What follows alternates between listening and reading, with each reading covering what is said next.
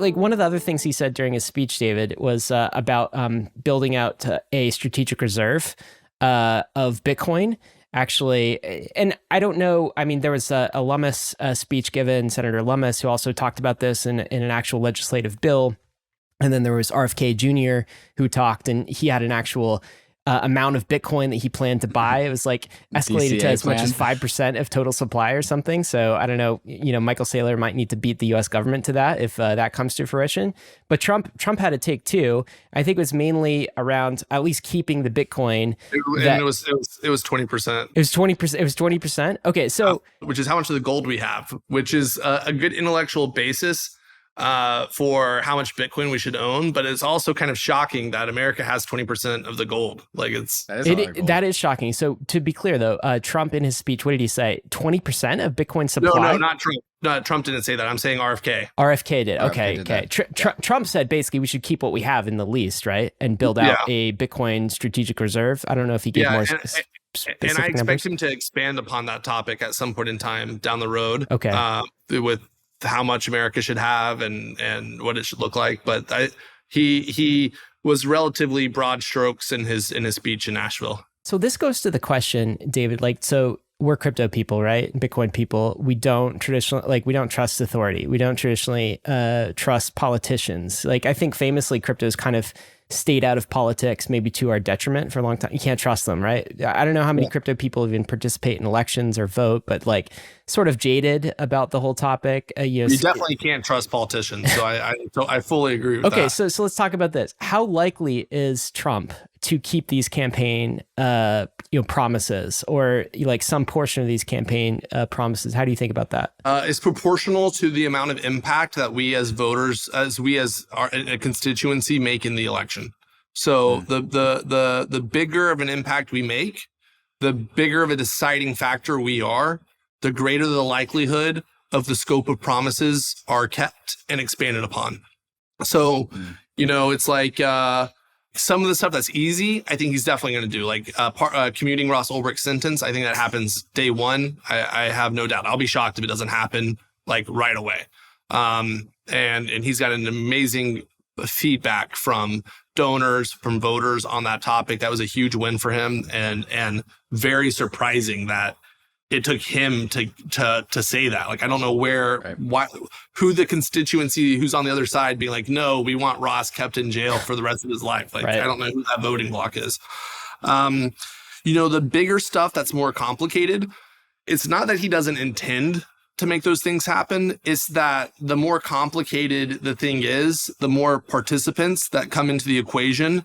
And then it's all about priorities. Not everything can be done. So what are you prioritizing? And so to prioritize one thing over another thing, you have to weigh the political scale of what matters more.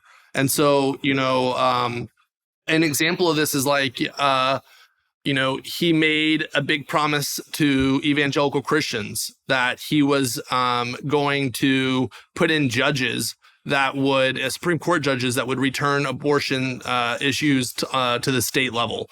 Okay, that was a big promise. That's not an easy thing to do. But the evangelical Christian contingency is so large and so significant and important for any political coalition to be formed that he delivered on that promise for them. So likewise, it's not like we're asking for him to put in Supreme Court justices that are going to guarantee, your right to run your own node. Asking for a strategic reserve is actually a much smaller ask than that. It's something more commensurate with maybe establishing Space Force, which was a signature policy item that he got done. I think a digital Fort Knox, in time, people will look back on that and be like, wow, that was an obvious thing that needed to happen. And when you look at the cost of what he was suggesting doing, even buying 1 million Bitcoins, if you look at the cost of buying 1 million Bitcoins, I think 1 million Bitcoins today would cost you 70 billion. No, 60 billion. It'd be a steal at 60 billion. So, when you look at Space Force, I think Space Force's annual budget is 40 billion a year. And that's money spent. That's not whereas when you're buying Bitcoin, you're just putting it into a different asset. So, it's really, I think it's a very plausible thing to get done. But like where we rank in the priority stack totally depends on like how many votes we turn out in November and how many dollars we raise as an industry into, political lobbying. And so, okay, so that's kind of the input. How much crypto kind of shows up for this particular political candidate, which is Trump, right? It gives him political capital in the bank account to spend during his presidency. He has to pick which issues to do it, and there are very cost effective issues, like freeing Ross would be one. I'd imagine firing Gary Gensler would be like pretty freaking easy. It would cost like nothing, right? Very easy. I think that was already on the agenda before he realized we liked it. So yeah, okay. So that probably gets done, right? Just calling off the dogs in the administrative state and their attack on crypto. I'm sure that gets done. And maybe it's a little harder to get something like, Bitcoin as a reserve for the dollar or something like this, or for strategic reserves. It's why we need to get Bitcoin on DJT, the Truth Social's balance sheet, because that will really help align everyone. But I think you're describing it perfectly well. Like, that's exactly right. So, David, at times during the weekly roll-up, which is our Friday news episode, topics like we've been talking about have come up, and I've described you as like an advisor to the Trump campaigns and their crypto policy.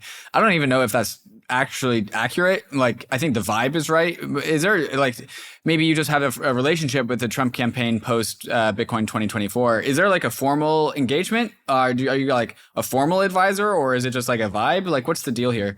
I don't know. I'm like what do you call it? A token advisor, where you just get an allocation, but you don't actually sign. I would say advisor is the appropriate term at this point. I think we're figuring out where we go from here with the Trump campaign. The president's establishing a working group for the industry. We really want to see him be elected and fulfill on his campaign promises. And we also think that there's a lot more to come. There's a lot more that can be achieved with Trump. And so if we can deliver for him, I think he'll deliver for us. I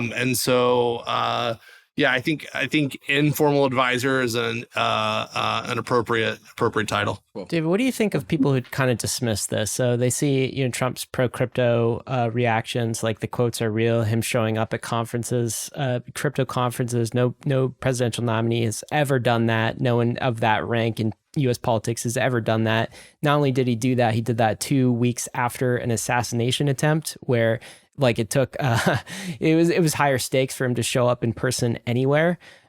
People see all of this. Some people see all of this and say, it's a politician. He's just pandering. What do you do with that take, that all of this is just like pandering?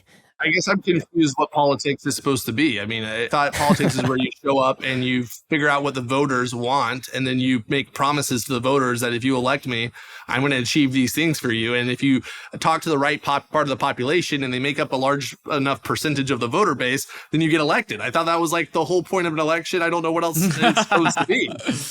Enough said there. That makes sense. Basically, the entire political project is pandering in order to solicit coalitions of voters. And there's donations. Illegitimate and legitimate pandering, I guess. Yeah, legitimate pandering is when they say what you like, and illegitimate pandering is when they say what you don't like. I mean, I think people who would accuse him of pandering, I think, are people who are probably of a different political affiliation, and are probably upset to see someone that they dislike winning so much support from our industry. And they're trying to work through, cognitive dissonance around that topic. And so they kind of explain away his participation in working with us as like, oh, it's all fake, when they don't sit there and put any sort of self-reflection on maybe all the things that the politician you do like tells you is also all fake, and maybe the whole political system is all fake, and it's just a process of different constituencies expressing themselves, and those that have the most influence and voice ultimately rise to the top. I mean, I think that's the dynamics of what politics is.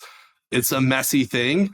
And, I think what you want in a politician is a politician that makes promises and then delivers on the promises. And I think, Donald Trump, people say all sorts of things about Donald Trump. I actually think if you look at his track record, he has a great track record of delivering on campaign promises, way better than the average politician.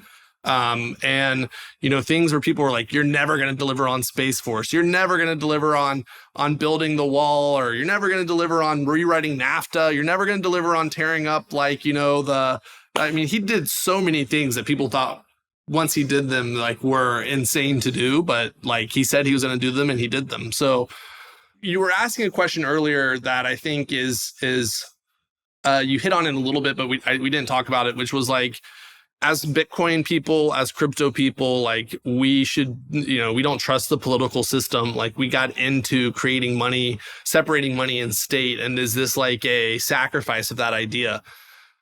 Absolutely not. It's not any compromising of that idea. In fact, Donald Trump saying that he likes Bitcoin has zero effect on Bitcoin, the technology whatsoever. Zero effect.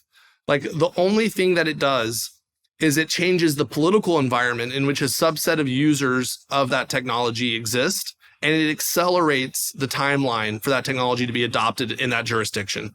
That's it. And everything else is meaningless. It has zero effect on the technology. So I actually don't understand why we would not play this game, why we would not engage in the political process, because it's what do we have to lose? Oh, we maybe promises get made that don't get delivered to us. Boo-hoo. So what if that happens? It's better for us to try through a political process to achieve our ends and fail than it is to not participate at all and definitely fail.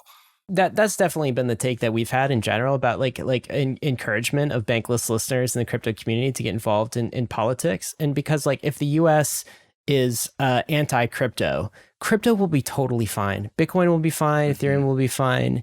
But the US might not be. But we might not be. Yeah. So it's kind of if you're in a country and you actually care about that country, you're sort of voting to help the US, right? There's a technology that's going to be a big deal. And do you want your country missing out on this?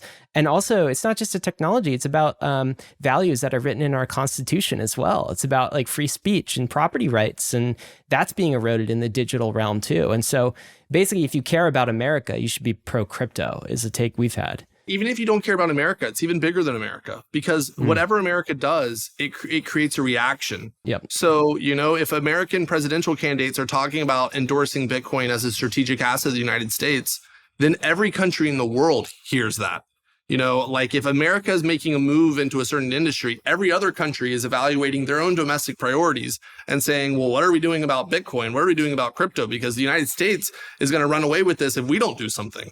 So it actually creates, even if you don't care about American domestic, reality or, what it's like for American Bitcoiners and crypto holders, what happens here reverberates throughout the entire global market. If you enjoyed all of that, then you'll absolutely love the Bankless newsletter. Join over 300,000 fellow readers, all for free. Click below to sign up.